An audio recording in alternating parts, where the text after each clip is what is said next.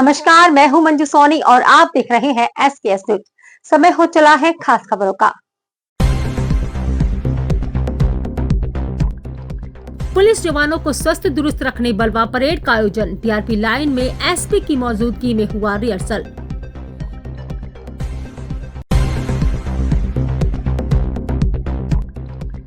दानाओली में पड़ोसी दुकानदार पर हमला करने के मामले में 5 नामजद। फैनी कारोबारी ओम प्रकाश खंडेलवाल पर हुआ था हमला।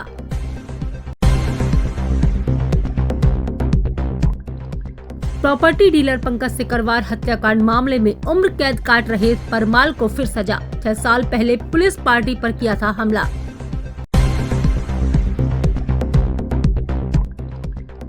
लोन की बकाया राशि नहीं मिलने पर युवक ने की ऑफिस में तोड़फोड़। घटना हुई सीसीटीवी कैमरे में कैद।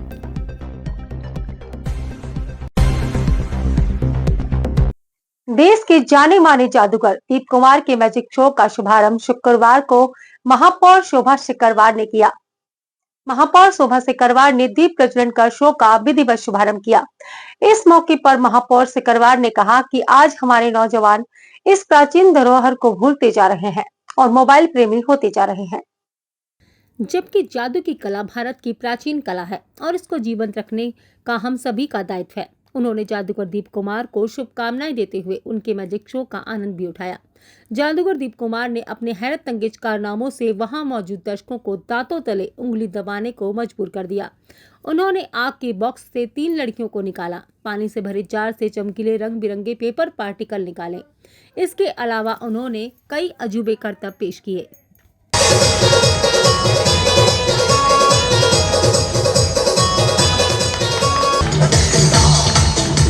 नारायण जी का भी स्वागत, अग्रवाल जी का स्वागत करें, रेणु नारायण जी का भी स्वागत करें।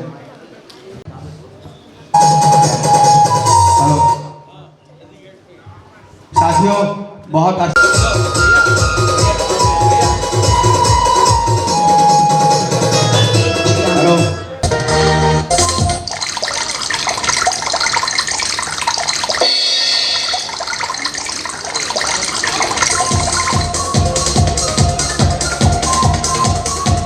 शहर की कानून व्यवस्था को बेहतर बनाने और विपरीत परिस्थितियों में पुलिस को अपने दायित्वों का निर्वहन करने बलवा परेड का आयोजन किया गया। टीआरपी लाइन में पुलिस प्रशासन के वरिष्ठ अधिकारियों की मौजूदगी में इस परेड का आयोजन किया गया।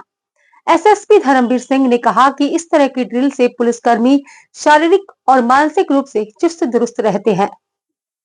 पुलिस लाइन में बलवा ड्रिल का अभ्यास किया गया। पुलिस बल ने आपातकालीन स्थितियों से निपटने के लिए बलवा ड्रिल, भीड़ उपद्रव से निपटने के लिए लाठीचार्ज, अश्रु गैस, पत्थरबाजी से निपटने के उपाय का रिहर्सल किया। गौरतलब है कि 25 दिसंबर को पूर्व प्रधानमंत्री भारत रत्न अटल जी के जन्मदिन पर ग्वालियर में MP अभ्युदय समिट का आयोजन किया गया है।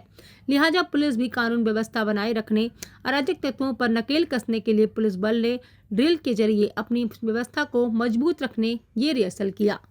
पुलिस बल ने ड्रिल के जरिए अपनी व्यवस्था को मजबूत रखने के लिए ये रिहर्सल किया। पुलिस लाइन ग्वालियर में बलवा ड्रिल की एक बड़ी एक्सरसाइज आज कराई गई है। लगातार हम लोगों को कानून व्यवस्था की स्थितियां रहती हैं, लगातार इस प्रकार के असामाजिक तत्व जो पब्लिक ऑर्डर है उसको डिस्टर्ब करने की कोशिश करते हैं। इस प्रकार के असामाजिक तत्वों से कैसे डील किया जाए, उसमें आरक्षक से लेकर SP तक प्रत्येक अधिकारी और कर्मचारी को अभ्यस्त रहना चाहिए। प्रोफेशनली कैसे इस प्रकार के आंदोलनों में हमारा कार्रवाई रहे, उसके लिए बड़ा रिहर्सल कराया गया है। यहाँ पे हमारे सभी एडिशनल SP, सभी CSP और थाना प्रभारी और पूरा पुलिस लाइन का बल उपस्थित हुआ है। एक बड़े आंदोलन की सूचना को मान्य करते हुए उसमें पूरी डेमोन्स्ट्रेशन और पूरी एक्सरसाइज कराई गई है। इस प्रकार की रिहर्सल पुलिस बल को न केवल मानसिक रूप से मजबूत बनाते हैं, बल्कि व्यावसायिक दक्षता और जो प्रैक्टिस है उससे उनमें आत्मविश्वास भी बढ़ता है। जैसे भविष्य में यदि ऐसी कोई भी कानून व्यवस्था की स्थिति निर्मित हो तो उसको पूरे कॉन्फिडेंस के साथ में और पूरे व्यावसायिक दक्षता के साथ हम लोग डील कर पाएँ। तो बहुत ही सफल बलवा ड्रिल की आज अभ्यास पुलिस लाइन में कराई गई। लोन का बकाया पैसा न मिलने से नाराज एक युवक ने ऑफिस के अंदर घुसकर तोड़फोड़ कर दी। युवक द्वारा की गई तोड़फोड़ करने का CCTV फुटेज भी सामने आया है। घटना विश्वविद्यालय थाना क्षेत्र के पटेल नगर की है। फरियादी ने इस घटना की शिकायत पुलिस थाने में की है।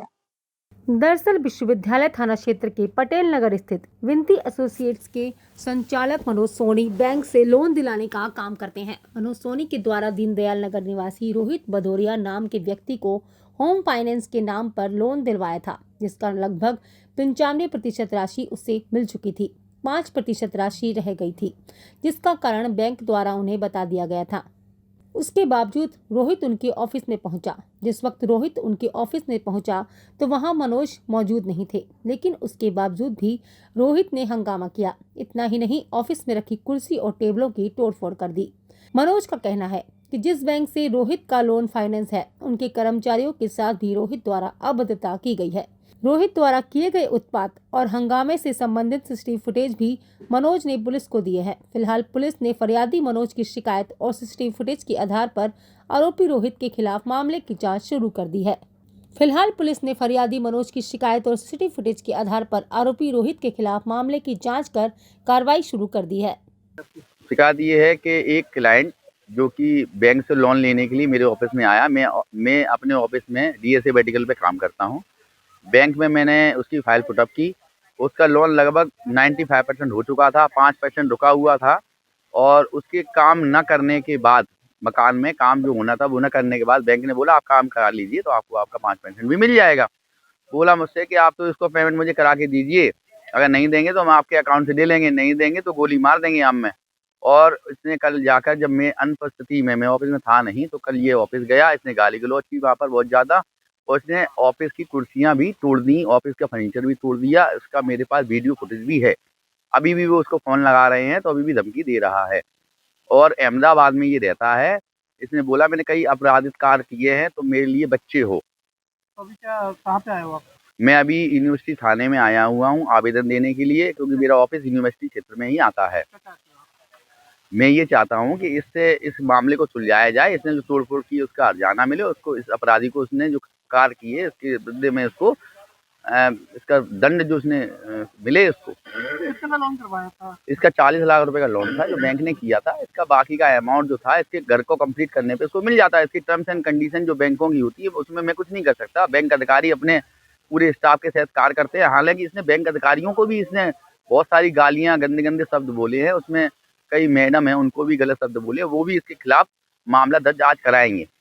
अभी भी वो ग्वालियर में होने के बावजूद कह रहा मैं अहमदाबाद में हूँ। कल शाम के 7 और 8 के बीच में इसने ये अपराध किया है। एक आवेदक है मनोज कुमार सोनी, उनके द्वारा एक आवेदन विश्वविद्यालय थाने प्रस्तुत किया गया है, जिसमें उनके द्वारा बताया गया है कि वो लोन दिलाने का कार्य करते हैं। एक बंडर होम फाइनेंस करके एक कंपनी है जिसमें रोहित भदौरिया नाम के व्यक्ति को उन्होंने लोन दिलवाया था, जिसमें 95% राशि उनको पहुंच गई थी, 5% राशि उनकी रह गई थी। इसी बात को लेकर के रोहित भदौरिया आए दिन आकर उनके ऑफिस पर गाली गलौज करता है, अभद्र व्यवहार करता है। इसी को लेकर के उन्होंने FIR के लिए जो है थाना विश्वविद्यालय में आवेदन दिया है। इसकी अभी उनके कार्यालय पर जाकर के सीसीटीवी फुटेज की जांच करके अग्रिम कार्रवाई इसमें साक्ष्य आने पर की जाएगी। कोतवाली थाना क्षेत्र के दानावली में फैनी कारोबारी ओम प्रकाश खंडेलवाल के घर पर गुरुवार शुक्रवार की दरमियानी रात हुए हमले में पड़ोसी दुकानदार और उसके समर्थकों को नामजद किया गया है। इस घटना का सीसीटीवी फुटेज भी वायरल हुआ था। कोतवाली पुलिस ने 5 लोगों पर मुकदमा दर्ज किया है।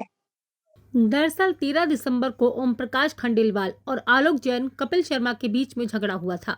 उस समय भी फैनी कारोबारी ओम प्रकाश खंडेलवाल के साथ मारपीट की गई थी, जिसका मुकदमा उन्होंने कोतवाली थाने में दर्ज कराया था। इसी मामले में राजीनामे करने के लिए उनके घर पर आधी रात को पथराव किया गया। पुलिस का कहना है कि जल्द ही इस मामले में गिरफ्तारी की जाएगी। ये कल रात्रि की एक घटना है। इसमें थाना कोतवाली क्षेत्र में एक व्यापारी हैं जिनके साथ में पूर्व में भी इनका कुछ विवाद चल रहा है। 3 नकाबपोश लोगों द्वारा रात में इन्हें घर पर आकर पत्थर इत्यादि फेंके गए, इनसे गाली गलौज की गई, बदमाशी की है और इनसे जो भी इन्होंने कहा इस संबंध में इन्होंने थाने आकर रिपोर्ट की है। इसमें अपराध पंजीबद्ध कर हम प्रवेश ले रहे हैं और शीघ्र ही हम उनकी पहचान भी करेंगे। जो भी व्यक्ति हैं वहाँ सीसीटीवी फुटेज देखेंगे, उसके उपरांत इसमें जो भी तथ्य और साक्ष्य मिलेंगे आधार पर आगामी कार्रवाई करेंगे। पूर्व से कुछ उनका विवाद है कुछ प्रॉपर्टी को लेकर। अभी स्थिति स्पष्ट कर रहे हैं इसमें और कौन लोग थे, किससे संबंधित हैं, अभी विस्तृत कथन उनके लेंगे। उपरांत इसमें जो भी स्थिति होगी आगामी कार्रवाई करेंगे। ग्वालियर में मजदूरी के नाम पर फर्जी लोन पास करने का मामला सामने आया है। इसका पता मजदूर को उस समय लगा जब वह स्कूटी फाइनेंस कराने के लिए एक शोरूम पर पहुंचा। परमाल सिंह नामक यह मजदूर उस समय हक्का बक्का रह गया जब शोरूम के फाइनेंस विभाग ने परमाल सिंह की सिबिल देखी। पता चला कि उस पर पहले से ही 6 लाख से ज्यादा के लोन चल रहे हैं। मजदूर परमाल सिंह का कहना है कि उसने कभी ना तो लोन लिया, ना ही उसने अपने कागजात किसी को दिए हैं। फिर उसके नाम से यह फर्जी लोन किस तरह आवंटित हो गया, इसकी शिकायत उसने साइबर सेल में की है। पुलिस ने उससे शपथ पत्र मांगा, उसके बाद कार्रवाई करने की बात कही है। सर मैं कल स्कूटी फाइनेंस करवाने गया था, तो है ना, मुझे फाइनेंस वालों ने बताया कि आपके पहले से ही मतलब 2 लोन चल रहे हैं। मैंने साहब मैंने अभी तक कोई लोन नहीं लिया, ना भी किसी को कागज़ वगैरह दिए अभी तक। तो सर मेरा एक तो 5 लाख का है, एक 1,25,000 का है। सर क्या लगता है इसमें फ्रॉड हो गया है? आपको या ओटीपी भी नहीं है ये? नहीं सर, कोई ओटीपी कोई कुछ किसी तरह की जानकारी नहीं 4-5 साल से। सर मैं एक मजदूरी काम करता हूँ पेंट का। सर क्या स्थिति है अभी इस तरह? सर मेरे को मैं बहुत परेशान हूँ सर। कल से ही मेरे को ना नींद नहीं आ रही सर। मैं बहुत खपा। क्या आश्वासन दिया है आपको अभी? सर इन्हें बताया कि एक शपथ पत्र बनवा ला और है ना उस ऑफिस में जमा कर दो। आप क्या चाहते हैं? सर मैं कुछ नहीं साहब, ये क्लियर हो जाए साहब। मैं क्या जानूँ इसमें क्या दिक्कत है। सर सिर्फ 150 रुपए के लिए पत्नी की पेट्रोल डाल आग लगाकर हत्या करने वाले शराबी पति को कोर्ट ने 20 साल की सजा सुनाई है। यह मामला भोलापुर थाना क्षेत्र का है। घटना के समय मौजूद पति के 2 दोस्तों को कोर्ट ने सबूतों के अभाव में बरी कर दिया है। ये घटना भोलापुर इलाके की है, जहां 19 जुलाई 2021 को पत्नी माधवी से पति गोविंद खटीक ने शराब पीने के लिए 150 रुपए मांगे। पत्नी माधवी सिलाई का काम कर अपनी 3 साल की मासूम बच्ची का भरण पोषण करती थी। उसने शराब के लिए 150 रुपए देने से इनकार कर दिया। इससे शराबी पति ने पहले माधवी को पेट्रोल से भरी बोतल पीने के लिए दबाव बनाया। जब उसने विरोध किया तो वह उस पर हावी हो गया। इस दौरान माधवी ने भागने की कोशिश की, लेकिन तभी वह सोफा से टकराकर जमीन पर गिर गई। इस पर पति गोविंद खटीक ने उस पर पेट्रोल डालकर उसे आग के हवाले कर दिया। इस दौरान उसके 2 दोस्त शैलेंद्र और मनीष भी उसके साथ मौजूद थे। पत्नी को आग के हवाले कर सभी भाग गए। वहीं पास की भाभी ने उसे अस्पताल में भर्ती कराया, जहां गंभीर हालत में उसके बयान पुलिस ने दर्ज किए। वहीं 23 जुलाई 2021 को पुलिस ने आरोपी पति गोविंद को गिरफ्तार कर लिया, जबकि घटना के कुछ दिन बाद इलाज के दौरान माधवी की 25 जुलाई को मौत हो गई थी। ये शैलेंद्र खटीक नाम का एक व्यक्ति था। उसने 19 जुलाई 2021 को अपनी पत्नी से शराब के लिए पैसे मांगे। जब उसने पैसे देने से इनकार किया तो उसने उसके ऊपर पेट्रोल डालकर आग लगा दी थी। घटना के समय उसके 2 दोस्त मनीष और शैलेंद्र भी साथ में थे। जब वो जब जली हुई अवस्था में भागने का प्रयास किया तो उसने उसको रोकने का प्रयास किया सोफा लगाकर। बाद में उसकी भाभी ने उसको अस्पताल में भर्ती कराया। दौरान इलाज 25 जुलाई को उस महिला की मृत्यु हो गई थी, जिसका प्रकरण माननीय विशेष न्यायाधीश AOW कोर्ट में लंबित था, जिसमें सभी साक्ष्यों को पारित कराने के बाद न्यायालय ने घटना को प्रमाणित माना। साथ ही दोनों उसके दोस्तों को साक्ष्यों के अभाव में बरी कर दिया, लेकिन पति को 20 वर्ष के सश्रम कारावास की सजा सुनाई है। भोलापुर थाना क्षेत्र के सागरताल जलालपुर रोड पर अर्नब ग्रीन सिटी में शुक्रवार दोपहर को एक दर्दनाक हादसा पेश आया है, जिसमें घर के बाहर धूप सेक रहे बुजुर्ग गिरिराज शर्मा के ऊपर गिट्टी से भरा डंपर पलट गया, जिससे उनकी मौके पर ही मौत हो गई। यह घटना वहां लगे CCTV कैमरे में कैद हुई है। दरअसल अमृत योजना के तहत घटना स्थल पर लाइन खोदी गई थी, लेकिन उसे पूरी तरह से भरा नहीं गया था, जिससे भारी भरकम डंपर गड्ढे में फंसकर पलट गया। डंपर पलटने के बाद उसका चालक कूदकर फरार हो गया। भोलापुर पुलिस ने इस डंपर को जब्त कर लिया है और चालक की तलाश शुरू कर दी है। भोलापुर पुलिस ने डंपर चालक के खिलाफ मुकदमा दर्ज कर लिया है। प्रॉपर्टी डीलर पंकज सिकरवार की हत्या में दोषी ठहराए गए परमाल सिंह तोमर को एक और मामले में 10 साल की सजा से दंडित किया गया है। उस पर 1 दिसंबर 2019 को पुलिस पार्टी पर फायरिंग करने का मामला दर्ज था। इस मामले में उसके खिलाफ अभियोजना ने चालान पेश किया था, जिस पर न्यायालय ने उसे हत्या के प्रयास का दोषी पाया और 10 साल की सजा से दंडित किया, जबकि 30,000 के इनामी रहे परमाल तोमर को पंकज सिकरवार हत्याकांड मामले में 5 मई 2025 को ADJ कोर्ट से उम्र कैद की सजा सुनाई गई थी। वह इस समय रीवा जेल में बंद है। प्रदेश की सबसे बड़ी लाल टिपारा गौशाला में एक साथ 15 गायों की मौत से प्रबंधन पर सवाल खड़े हो गए हैं। यहाँ गायों की मौत पर हर साल सरकार करोड़ों रुपए खर्च कर रही है। इसकी देखरेख भी नगर निगम और साधु संत करते हैं। बावजूद इसके इस घटना पर कई सवाल खड़े हो गए हैं। इन गायों की मौत का खुलासा एक शासकीय चिकित्सक आशुतोष आर्य ने किया है। उनका कहना है कि उन्होंने एक गाय को गौशाला में 11 दिसंबर को भेजा था। उसके पैरों में कुछ दिक्कत थी, लेकिन वहां कुछ दिनों बाद जाकर देखा तो वह गाय मरी हुई हालत में मिली। वहां कई गायें बेहद गंभीर हालत में बीमार थीं, जबकि कई गायों की मौत हो गई थी। इन गायों के शव एक दूसरे के ऊपर पड़े हुए थे।